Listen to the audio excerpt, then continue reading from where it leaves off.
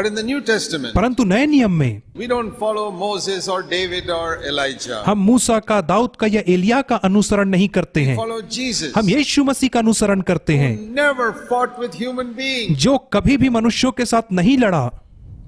When they called him Beelzebub, prince of devils, he forgave them. और जब उन्होंने उसे बालजबूल बुलाया तो उसने उन्हें क्षमा किया।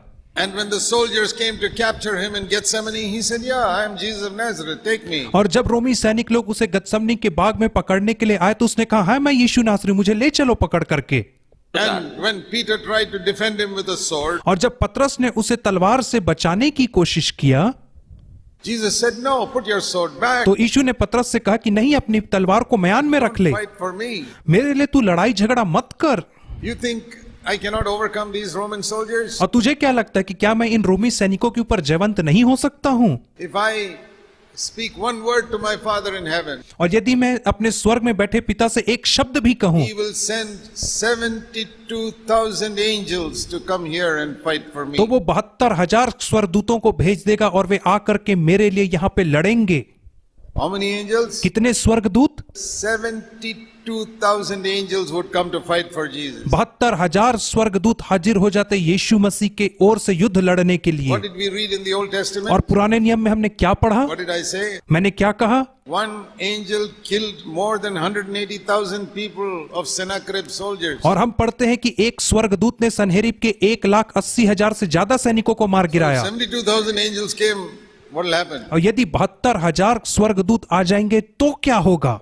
The whole Roman Empire would have been destroyed. तो जो पूरा रोमी साम्राज्य था वही जड़ से उखड़ के नाश हो जाता। But Jesus said, परंतु यीशु ने कहा, I will not call even one angel. मैं एक स्वर्गदूत को भी नहीं बुलाऊंगा। Because Jesus did not come to earth to overcome human beings. क्योंकि यीशु मसीह संसार में इसलिए नहीं आया था कि मनुष्यों के ऊपर जयवंत हो, He came to overcome something else. वह किसी और चीज के ऊपर जयवंत होने को आया। He came to overcome sin. वह पाप के ऊपर जयवंत होने को आया He came to overcome this world system. और वह इस संसार के सिस्टम के ऊपर He जयवंत came होने to आया। overcome the devil. वह शैतान के ऊपर जयवंत होने के लिए आया He did not come to fight with people. और वह मनुष्यों से लड़ने नहीं He आया। fought with sin. उसने पाप से लड़ा Fought with the world system. और उसने संसार के सिस्टम से युद्ध किया Fought with the devil. और उसने शैतान के साथ युद्ध It was किया। an inward battle, not an outward और उसका जो युद्ध था वो अंदरूनी युद्ध था परंतु बाहरी युद्ध नहीं था। In the Old Testament, everything was outward. और पुराने नियम में हम पढ़ते हैं कि जो सारी बातें थी, चीजें थी, वे सब बाहरी थी। The beauty of the high priest was outside in his dress. महायाजक की जो सुंदरता थी वो उसके बाहरी वस्त्र में पाई जाती थी। But Jesus, our high priest, his beauty is not in his outer dress. परंतु यीशु मसीह जो हमारा महायाजक है उसकी सुंदरता उसके बाहरी वस्त्र में नहीं है, Inside. उसके अंदर पाई जाती है। The Old Testament temple was on the outside in Jerusalem. और पुराने नियम में जो मंदिर था वो बाहर था, अर्थात यरूशलेम के अंदर था। But our temple is inside. परंतु हमारा मंदिर हमारे अंदर है। In the Old Testament, the glory of God was seen in a visible fire on top of the tabernacle. और पुराने नियम में परमेश्वर की महिमा मिलाप वाले तंबू के ऊपर अग्नि के रूप में स्पष्ट दिखाई देती थी। But in the New Testament, the glory is inside, a fire inside my heart. परंतु नए नियम में परमेश्वर की जो महिमा है वो मेरे अंदर है, अर्थात उसकी अग्नि मेरे हृदय के अंदर है।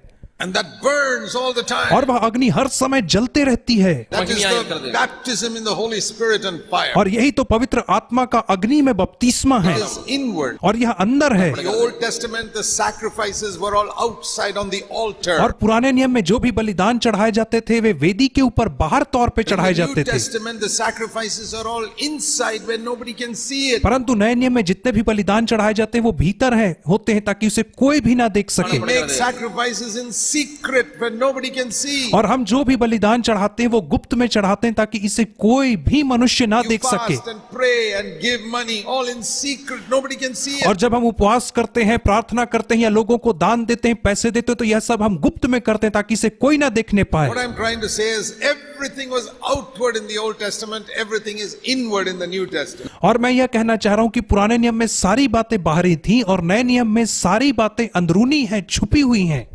Even the ministry of the Holy Spirit. और यहां तक कि यदि हम पवित्र आत्मा की सेवकाई को The जब Holy देखते Spirit हैं, came upon people in the Old Testament. In the New Testament, He comes inside people. पुराने नियम में पवित्र आत्मा लोगों के ऊपर आता था परंतु नए नियम में पवित्र आत्मा लोगों के भीतर आता है। He came upon Samson to help him to overcome external enemies. और पवित्र आत्मा सिमसोन के ऊपर उतरा और उसकी सहायता किया कि उसके भौतिक शत्रुओं का वह नाश कर सके। And so Samson could kill the lions with his hand. और इसलिए हम देखते हैं कि सिमसोन अपने हाथों से सिंह को मार गिराता था। But there was a lion inside Samson's heart called sexual lust. परंतु एक सिंह सिमसोन के अंदर था और उस सिंह का नाम था लैंगिक That Samson could not अभिलाषा, परंतु उसके ऊपर सिमसोन जयवंत That नहीं हो lion सका conquered Samson. और उस सिंह ने सिमसोन को मार That is गिराया। Old Testament. यह पुराना नियम है The enemies, even the lions, are on the outside. जहाँ पे शत्रु अर्थात सिंह बाहर में पाए जाते But हैं, Jesus came with the Holy Spirit inside. परंतु यीशु मसीह आया जिसके अंदर पवित्र आत्मा था And he did not kill lions with his hands like Samson. और उसने सिमसोन के समान अपने हाथों से सिंह को मार नहीं गिराया।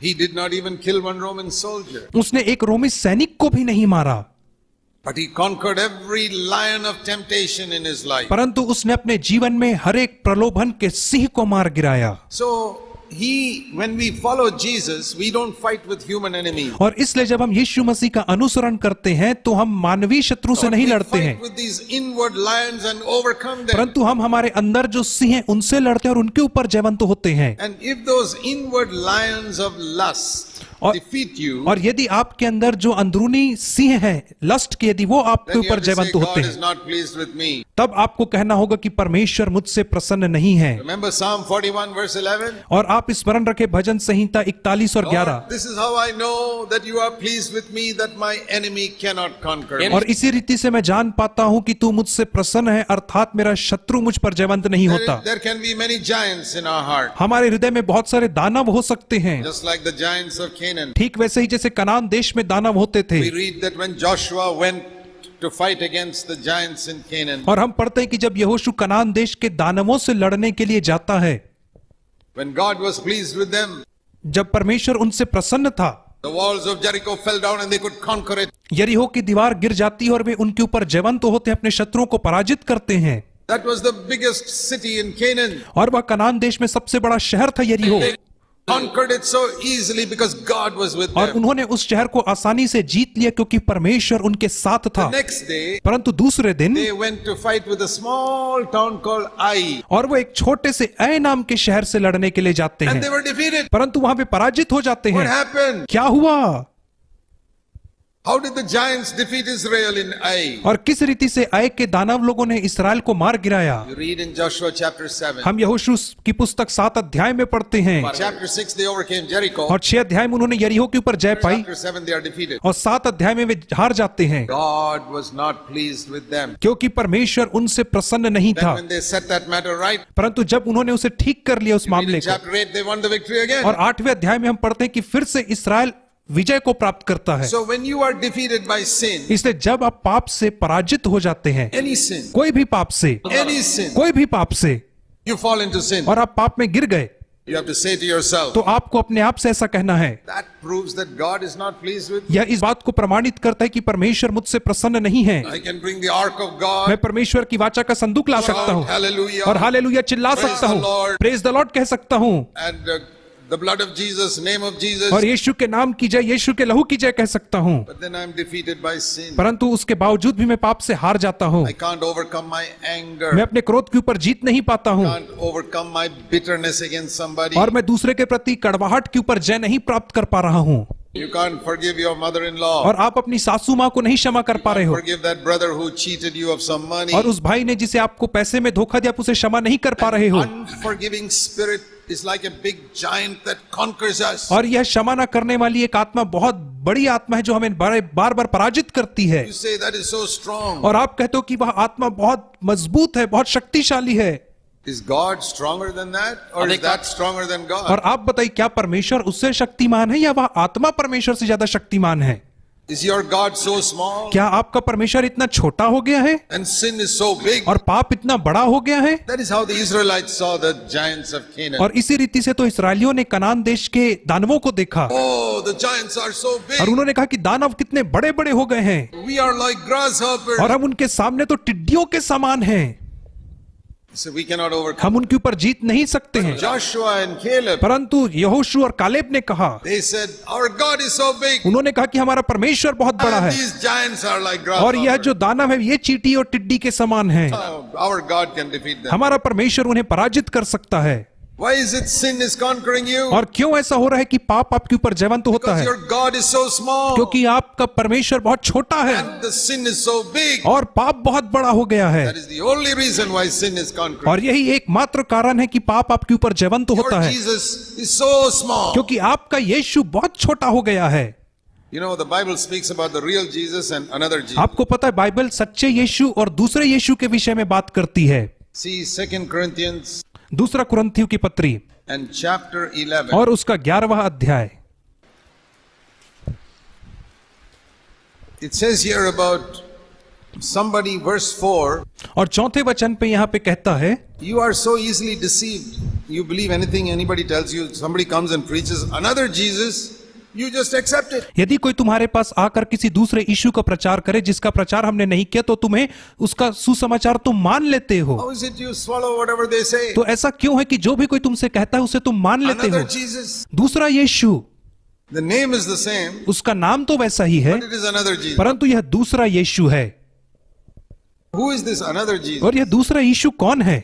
No, that's in the Bible. यह तो बाइबल में लिखा हुआ है। Real Jesus and another Jesus. वास्तविक यीशु और दूसरा यीशु। Paul is preaching the real Jesus. पौलुस सच्चे यीशु का प्रचार कर रहा है, There are some people, he says, who are preaching another Jesus. परंतु वो कहता है कि कुछ लोग ऐसे हैं जो दूसरे यीशु का प्रचार कर रहे हैं। So when you say in the name of और Jesus, इससे जब आप कहते हो यीशु के नाम में, how do you know whether it is real Jesus or this other Jesus mentioned here? तो आप कैसे जानोगे कि यह वास्तविक यीशु है या यह दूसरा यीशु है जिसका वर्णन इस अध्याय में किया गया है? I will tell you. मैं आपको बताना चाहूंगा। There is one mark of the real Jesus. और वास्तविक यीशु का एकमात्र चिन्ह यह है, Matthew chapter 1. और वह पहले अध्याय में पाया जाता है, Very important to know this. और बहुत ही महत्वपूर्ण है इसे जानना। Matthew 1, then you will never be deceived by the real Jesus and another Jesus. और मत्ती रचित सुसमाचार और उसके पहले अध्याय में यह पाया जाता है। Matthew 1 verse 21. मत्ती 1 और उसका 21वां वचन The real Jesus. और वास्तविक यीशु के विषय में है। The meaning of Jesus is he will save his people from their sin. और यीशु मसीह के नाम का अर्थ यह है कि वह अपने लोगों को उनके पापों से उद्धार दिलाएगा, बचाएगा। So what is the mark of the real Jesus? और इसलिए वास्तविक यीशु का क्या चिन्ह है? That is the first time in the Bible that the meaning of the name of Jesus is explained. और यही तो बाइबल में सबसे प्रथम बार और पहली बार है जहां पे यीशु मसीह के नाम के अर्थ का विवरण और व्याख्या दिया गया है। Angel comes to Joseph and explains to him, Mary is going to have a child and this is the meaning of the name. और एक स्वर्गदूत यूसुफ के स्वप्न में आकर के कहता है कि मरियम का एक पुत्र होगा और उसका नाम यीशु होगा और उसके नाम का यह अर्थ होगा। Gee, the real Jesus saves people from their sin. और जो वास्तविक यीशु है वह लोगों को उनके पापों से उद्धार दिलाता है। What does another Jesus do? परंतु दूसरा यीशु क्या करता है? Another Jesus may forgive your sin, but he'll leave you defeated in your sin. दूसरा यीशु आपके पापों को तो क्षमा कर सकता है परंतु आपको आपके पापों में which पराजित Jesus छोड़ have you सकता got? है। अब कौन से यीशु के पीछे आप चल रहे हैं? Have you got the real Jesus who forgives your sin and saves you from your क्या sin? आपको वास्तविक यीशु मिला है जो ना केवल आपके पापों को क्षमा करता परंतु आपको पापों से Or have बचाता you भी got है? another Jesus who only forgives your sin but cannot save you from your या sin? क्या आपको दूसरा यीशु मिला है जो आपके केवल आपके पापों को क्षमा करता परंतु आपको बचा नहीं सकता है? He cannot save you from your sin. वह आपको आपके पापों से बचा नहीं सकता है क्या? How do you know whether he has even forgiven your तो sin? आप इस बात को कैसे जानेंगे कि उसने आपके पापों को क्षमा भी कर दिया You है? may be just imagining, oh, my sins are all forgiven. और हो सकता है कि आप केवल कल्पना कर रहे होंगे कि मेरे पाप सारे क्षमा कर दिए गए हैं। Have you got some written certificate from God that your sins are all forgiven? आपको क्या परमेश्वर से कोई लिखित सर्टिफिकेट मिला है क्या कि आपके पाप क्षमा हो गए हैं? Oh, you say it's written in the word of God. परंतु आप कहोगे नहीं, ये तो परमेश्वर के वचन में लिखा है। How do you know that it applies to you? परंतु क्या आप यह नहीं जानते कि यह आपके ऊपर भी लागू होता है?